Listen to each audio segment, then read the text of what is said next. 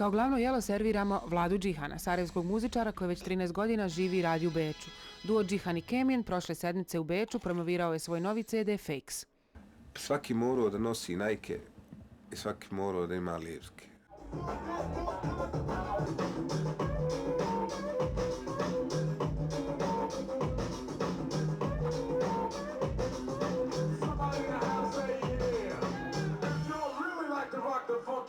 Somebody in the house say hell yeah.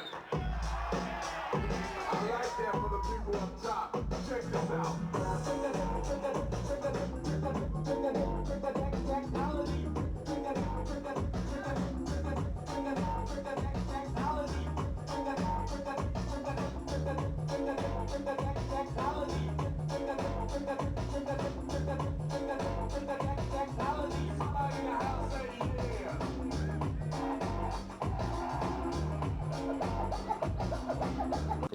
Zovem se Vlado Džihan, porijeklom iz Sarajeva i po zanimanju umjetnik.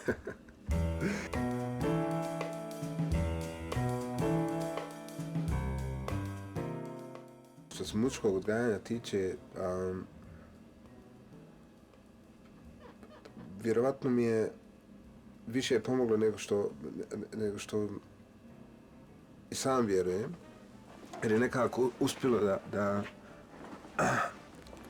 napravi od mene muzičara koji ima koji je tako reći vrlo dobar zanatlija postao sad. Pošto je bio Sarajevo, u stvari Jugoslavija tad bila kao jedna zatvorena platforma gdje se ljudi bave svojim zanimanjem, u tom slučaju muzikom, i niko nije imao interesa da izađe iz zemlje, umjetnički. Prvo je bio punk super cool, pa su onda svi nešto svirali punk, prodalo se 1000 nekih bendova, pa je onda pojavio se, ne znam, neki kvalitet obliku kopiranja Stinga, Michael Jacksona, svih nekih stvari koje su dolazile iz inostranstva. Recimo, najznačajniji dio mog muzičkog stvaranja, u stvari posla u Sarajevu, je bio sviranje sa zabranjenim pušenjem.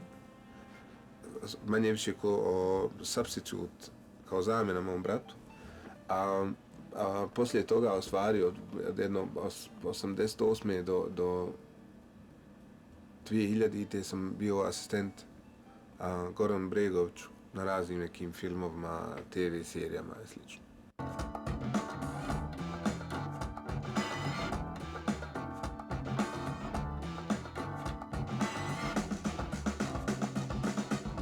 S jedne strane su se stvorile fenomenalne zanatlije, znači ljudi koji pravi muziku koja stvarno zvuči ko u Engleskoj, ko u Americi, ko recimo u Japanu. A s druge strane, hendikep je da su ljudi zaboravili da se bave svojom ličnom umjetnošću. Tako reći, jednostavno rečeno, svaki ima svoju melodiju sa sobom i svoju harmoniju. I to je u principu vrlo teško pomjeriti. Osim čovjek kopira nešto drugo, u stvari radi nešto što nije on.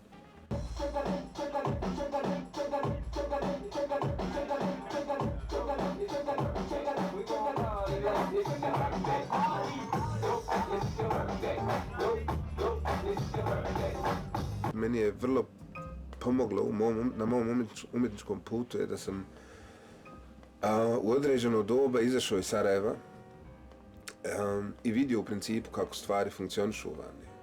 Da nije bitno vani sad, bitno je samo u drugim okolinama, da kako ljudi funkcionišu, kako muzičari funkcionišu, kako određene umjetničke platforme funkcionišu. Bečki sound, u 90-ih, stvari, početkom 90-ih je bio kao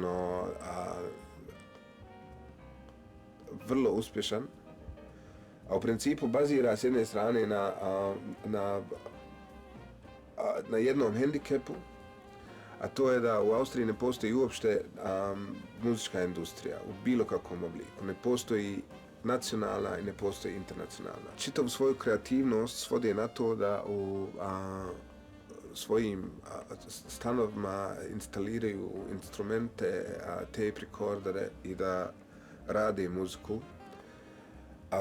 I da pokušaju sam to da nekako izbace van. I tako se stvorio jedan oblik muzike, jedan stil koji je bio nevjerojatno nezavisan. Ti ješ ono pravo old school. I sad smo u studiju, ja ću ovako.